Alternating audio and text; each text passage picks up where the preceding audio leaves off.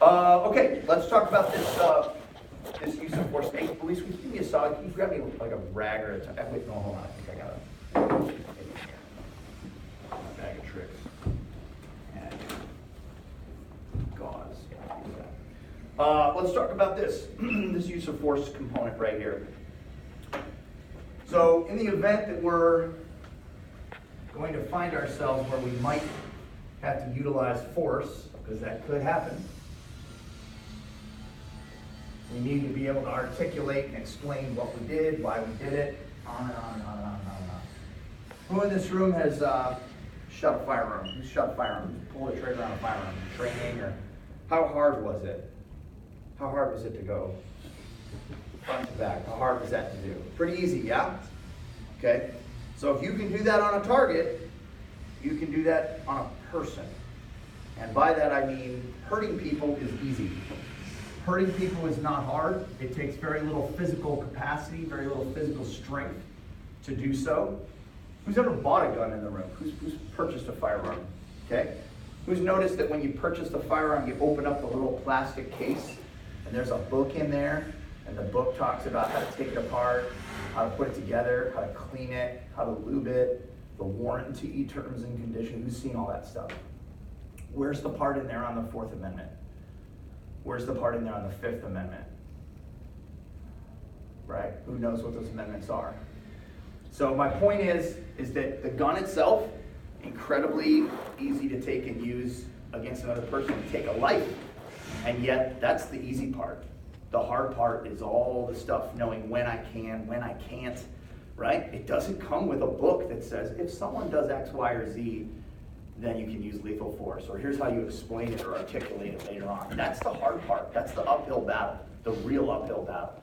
So that's a big chunk of what we're going to talk about now. I don't want to find out a year from now that people come and they kick your door in, right?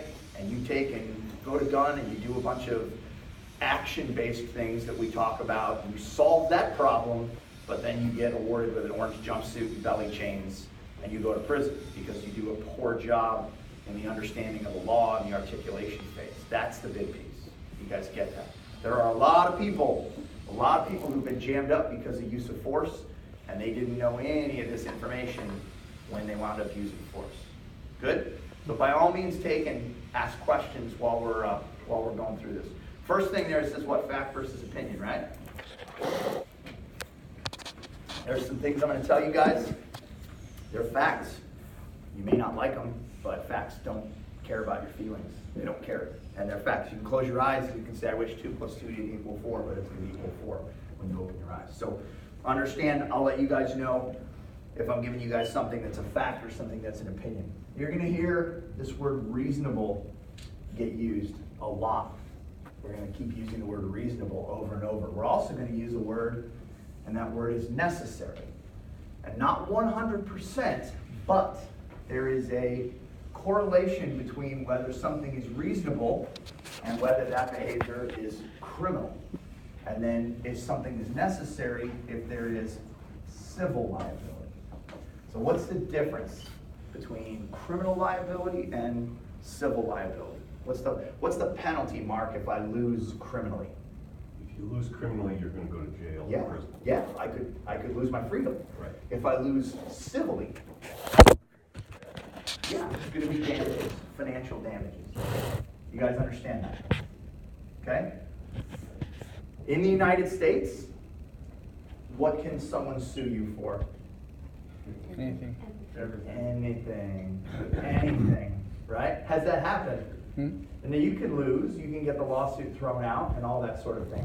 But people do sue people constantly for ridiculous stuff. I'm suing you because you hurt my feelings.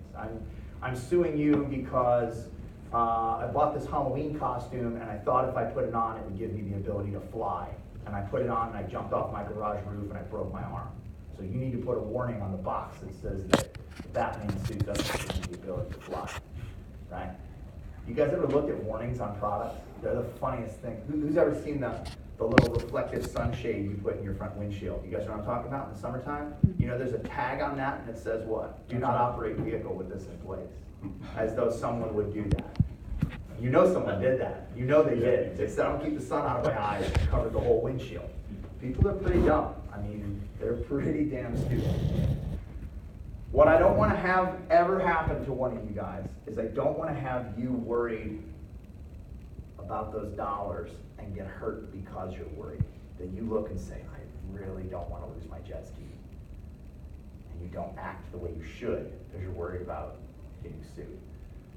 So it's something we do need to be mindful of, but fear of getting sued should not drive our behavior.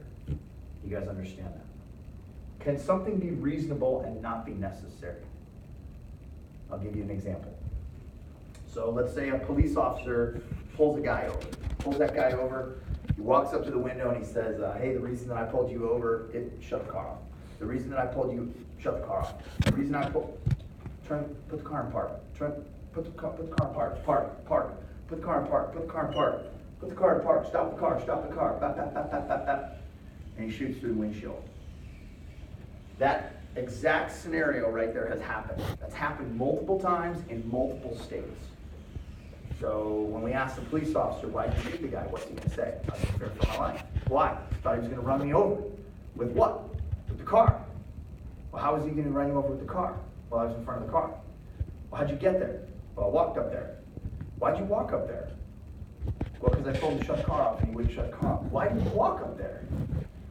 So did that police officer have that guy stop for a lawful reason? Yes, he did. It was a lawful, reasonable stop that he had with that guy.